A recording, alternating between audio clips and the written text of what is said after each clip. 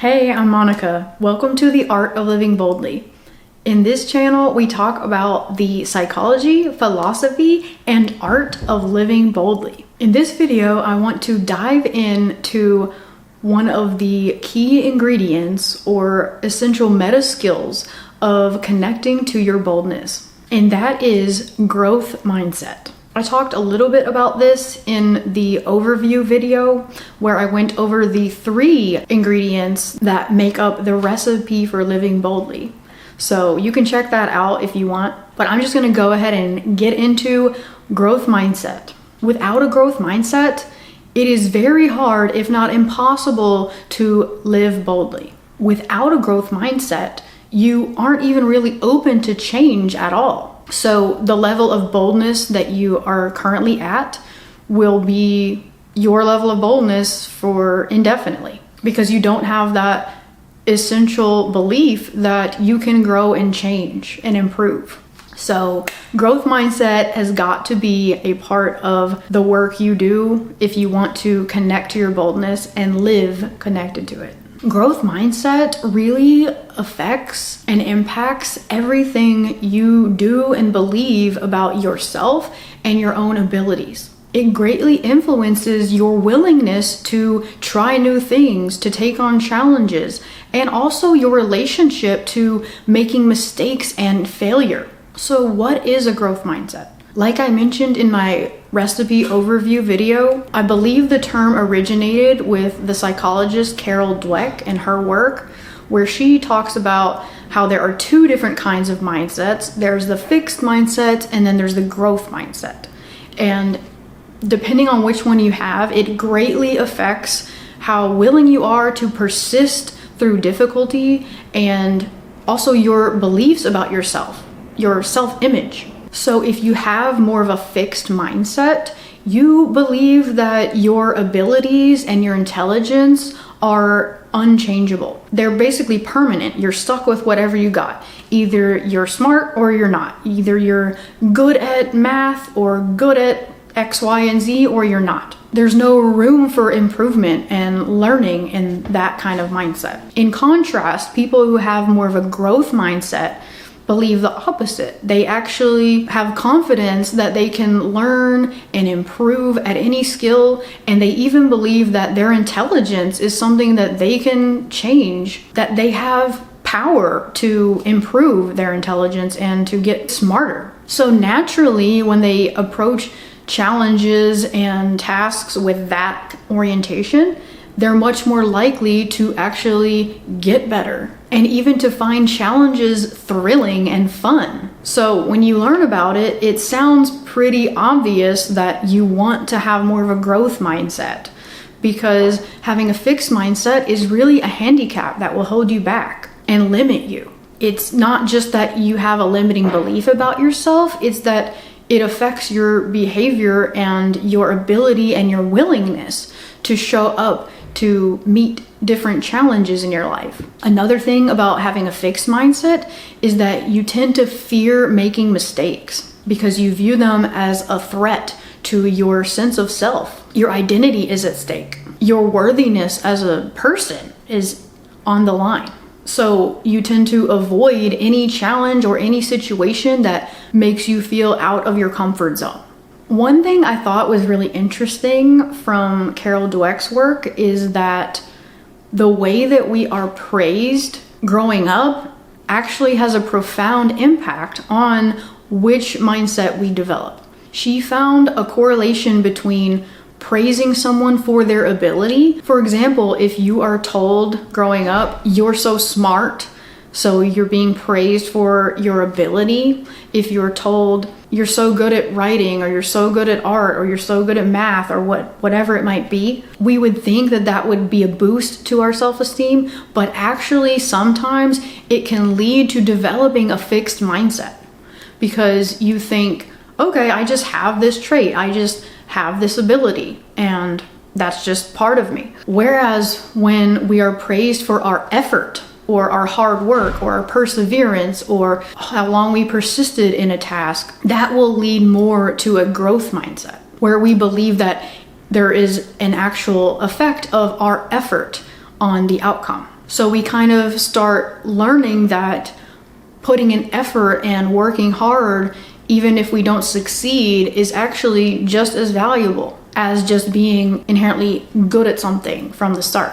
Learning that really helped me to identify more that I probably maybe had a fixed mindset because of the type of praise and recognition I received throughout much of my life, especially in school. I felt like I was always acknowledged and rewarded and celebrated for being smart. But it turns out that that actually maybe hindered me later on in life outside of the school setting because I was afraid of trying new things and of failing and of doing things wrong. So I think it can be uncomfortable and tricky, but the self-awareness here is really crucial. Being able to acknowledge and really self-reflect and identify which of these mindsets do you have.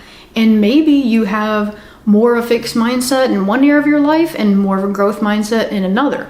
I don't think that it's all one on every single aspect of your life, which I think is good because then you can develop a growth mindset in general and also in different areas of your life where maybe you have more of a fixed mindset. So to give you an example from my own life, one area that I noticed I had more of a fixed mindset in was in the kitchen.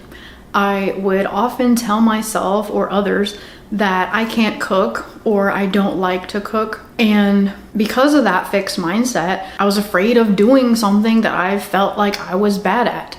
And I was worried about making mistakes or doing it wrong.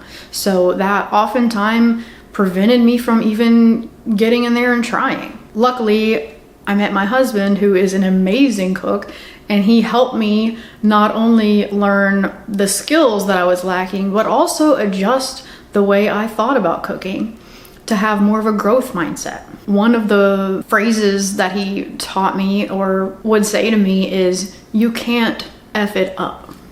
Because I'd always say, "Oh, I don't want to mess this up." And he would say, one of the first rules of cooking is that you can't F it up. And that is an indicator of more of a growth mindset, of seeing mistakes not as some horrible final thing or a threat to you, but actually there isn't even a way to fail when it comes to cooking.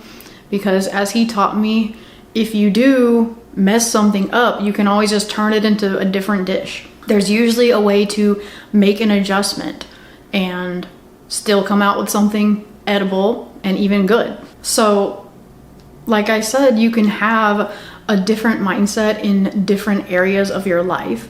So sometimes you might have a place where you tend to avoid challenges and you fear making mistakes, and another area of your life where you are willing to be a beginner or to look foolish or feel silly as you learn and improve the skill, and you're not afraid of failing. As I said about boldness itself, it's not a switch you flip and you either are or you aren't.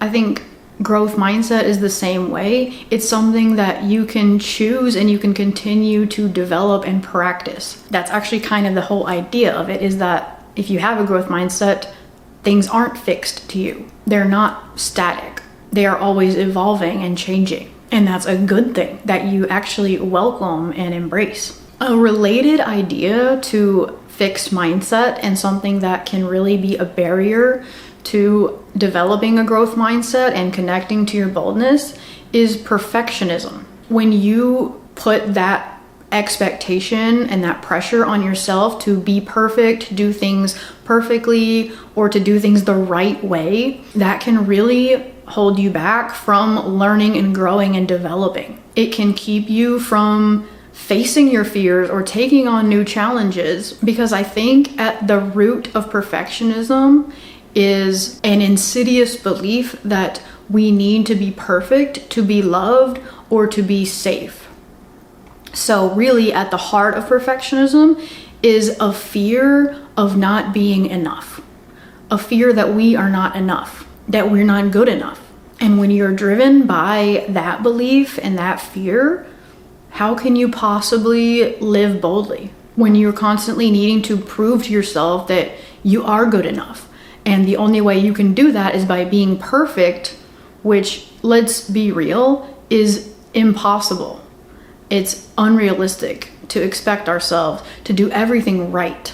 And it also presupposes that there even is a right way to be or to do. I think that perfectionism is a tendency and a pattern that we really do need to be aware of in ourselves, and especially when it comes to how it stops us in our lives, how it holds us back and keeps us playing small. It doesn't allow us to take risks or to go outside our comfort zone, which is a requirement of boldness. Perfectionism, rather than serving us, actually usually serves to stop us in our tracks and to cut us off from our boldness and our potential. It prevents us from even starting most of the time, from trying something new, from venturing out of what's familiar and comfortable. So to close out this little piece about perfectionism, I want to share a quote that I love by Anna Quindlen that says, "What's really hard and really amazing is giving up on being perfect and beginning the work of becoming yourself." To me, that's what the art of living boldly is all about. It's about letting go of perfectionism and learning to embrace and become who we are and who we want to be. So now that we have covered growth mindset a little more in depth, what are some steps you can take to start to grow your own growth mindset? The first step is something that I've talked about throughout this video, and it's really about raising your awareness of your own proclivities when it comes to growth mindset or fixed mindset. Which one do you tend to have in your life? Is there one that drives you more than the other? To become more aware, I think it can help to do some self-reflection. Think about this idea, maybe journal about it, have a conversation about this topic with a friend. Just start observing yourself and noticing your tendencies. Do you tend to shy away from challenges or avoid any kind of activity that you feel like you're not good at already? Are you willing to try new things? Are you willing to experiment? And not just to experiment, but are you okay with making mistakes, failing, looking silly, or feeling foolish? All of these can give you clues about where you are, whether you have more of a fixed mindset or growth mindset. And keep in mind, as I said earlier, that you can have a growth mindset in one area and a fixed mindset in another. So start noticing the differences in different parts of your life. Where do you have an identity of being good at something? And maybe look into that and see if it might be an indication that maybe you have a fixed mindset around that area, even though you already maybe feel confident in it because you have the belief that you're good at it. I still think it's valuable to be aware of where that might be tripping you up, even though on the surface it seems like you're good, you're confident in that part. And also look at the places in your self-concept where you think, I'm bad at this, or I don't enjoy this thing, I'm not open to this thing, like I was with cooking. The second step or tip I have for you to grow a growth mindset is, once you have built some more awareness around your own tendencies and maybe you've identified an area of your life where you have more of a fixed mindset, how can you start to change and evolve that to a growth mindset? This might seem deceptively simple and even silly, which is why I invite you to try it. I encourage you to play with this. One of my personal heroes and role models when it comes to having a growth mindset is Benjamin Zander, who was a co-author of one of my favorite books that I have a video about on this channel called The Art of Possibility. He was a music instructor, and a lot of times he noticed with his students that they had this perfectionism tendency, and that it would show up in their, practicing playing their music and even in their body language. Whenever they made a mistake, he said that they would tend to turn down and in, like their entire being would just go inwards and down. So what he encouraged them to do was whenever they made a mistake, instead of just giving in to that automatic reflex, he taught them to do the opposite and to actually throw their arms up and to say, "How fascinating." Whenever they made a mistake, that was their instruction, so that they can counteract that automatic response of almost beating themselves up in reaction to the mistake. So you don't have to necessarily throw your arms up, but the idea of it, I feel like, is so powerful to train yourself that when you do make a mistake, when you are intentionally trying to build and develop a growth mindset, it's a really helpful tip to remember that you can be not only kind to yourself, but also you can be fascinated. You can say, "How fascinating." And that will really change your attitude and the feeling you have when it comes to relating to your own mistakes.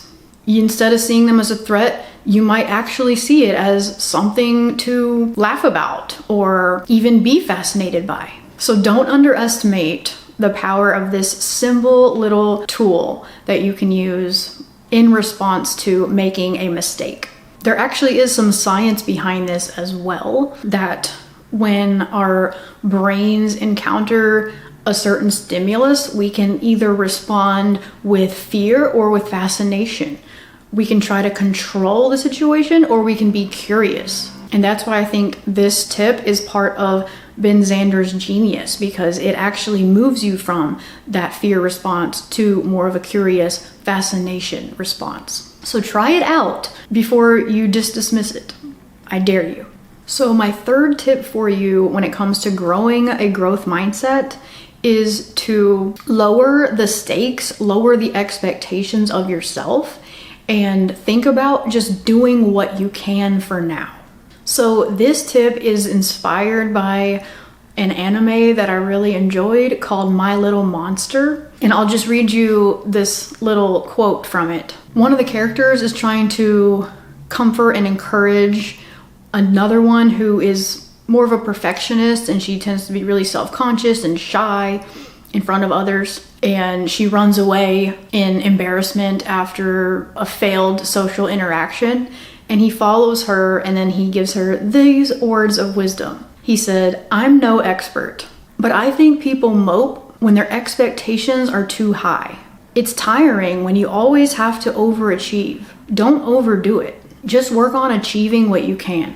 Yeah? So I think this tip really helps if you tend to struggle with perfectionism, because you're consciously telling yourself and reminding yourself to just do what you can for now. And if you combine this with tip number 2, where instead of beating yourself up for making a mistake, you instead respond with "How fascinating," I think these 3 tips together will actually go a long way in helping you start to actively develop and improve your own growth mindset, which in turn will help you connect to your boldness. Thanks for watching, and be sure to check out the other videos in this series where I dive into the other 2 essential ingredients for boldness. And leave a comment and let me know what you learned from this video. Maybe you gained a new insight about yourself, or one of these tips you're excited to try. Let me know in the comments.